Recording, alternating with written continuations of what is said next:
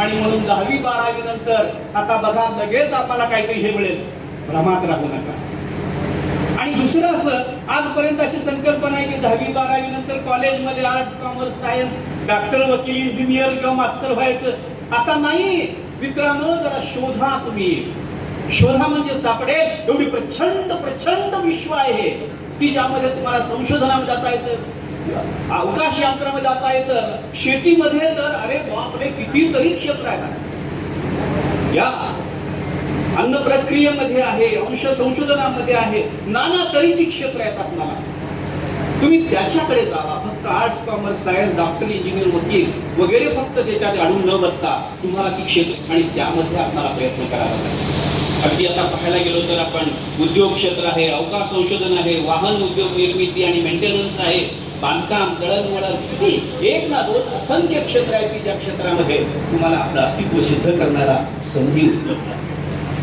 पण लक्षात ठेवा मित्रांनो, खूप चांगलं मार्क आपण आता जसे मिळवले तसे वाढत गेले पाहिजेत आपले, तरच आपल्याला इथं टिकता येणार. आता एक मुद्दा मात्र मला क्लिअर करावासा वाटतो. आमचे मित्र सत्कार मूर्ती खडतर साहेबांनी एक मुद्दा मोबाईल संदर्भातला मांडला. त्यांची तळमळ त्यांनी त्याच्यामध्ये व्यक्त केली. आपल्या वाढवडिला यांचे वडील आई वडील आहेत या ठिकाणी, त्यांना जागा करण्याचा प्रयत्न केला, मुलांना जागा करण्याचा प्रयत्न केला. आता त्याबद्दल मी नाही हिंट देतो. साधारणतः 1-2 वर्षापूर्वी जागतिक आरोग्य संघटनेचा एक रिपोर्ट आलाय भारता संदर्भात, आणि त्या रिपोर्टमध्ये असं म्हटलंय की साधारणतः 2035 ते 40च्या सुमारास या भारतातले 70% पेक्षा जास्त आणि 90% पर्यंतचे हे सगळे लोक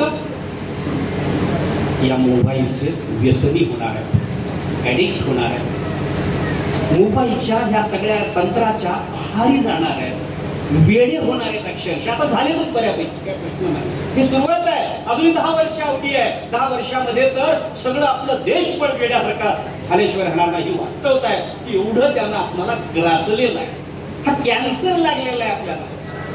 पण एक मात्र गडकरी साहेब, मला आशा आहे याच्यामधनं, या तरुणांना, या मुलांना, या शाळेत आता 10वी 12वीच्या मुलांना मी एक नवं विश्व सांगतो तुम्हाला. आता हे काय तुम्ही लगेच बदलू शकणार नाही, पण एक चांगली संधी मात्र सोडू नका. बघा, साधारणतः येणाऱ्या 10 ते 20 वर्ष असंच लागतील, पण 15 वर्षाच्या आत मी सांगतो तेवढ्या काही क्षेत्रामध्ये तुम्ही प्रयत्न करावा अशी माझी विनंती आहे. ज्याला ज्याप्रमाणे आवड असेल, गुण असतील, घरची परिस्थिती असेल, त्याप्रमाणे त्या त्या क्षेत्रामध्ये तुम्ही जावं अशी माझी तुम्हाला विनंती आहे.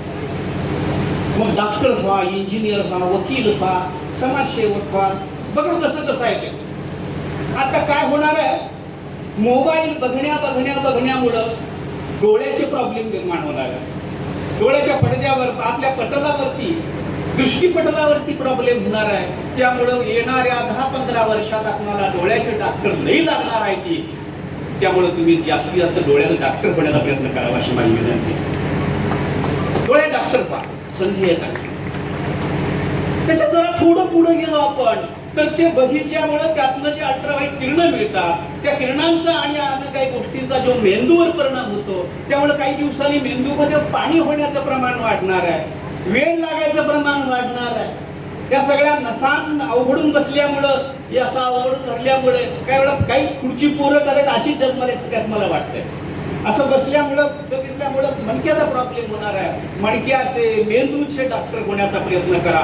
भविष्यात खूप चांगली संधी आहे तुम्हाला. काय मोबाईल तर बंद करू नका, अहो ते राहिलंच पाहिजे, त्याशिवाय आपल्याला संधी आहे का?